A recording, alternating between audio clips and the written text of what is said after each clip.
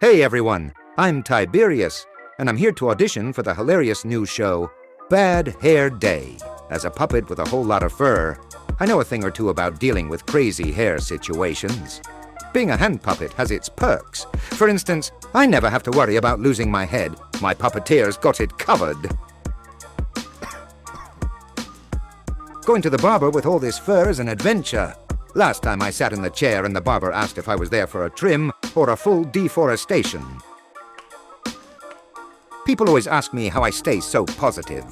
Well, it's easy when you have a helping hand guiding you. I tried vacuuming my place the other day. It's tough when the vacuum keeps mistaking you for a rug.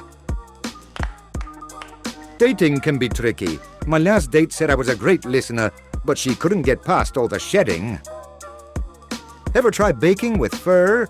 Let's just say my chocolate chip cookies had a bit more fiber than usual. Ever wonder what it's like being a hand puppet? It's a lot of fun, but sometimes I feel like I'm being controlled by an unseen force. Oh, wait, I am. I would like to end with this short limerick. There once was a puppet named Tiberius, whose fur was both fluffy and curious.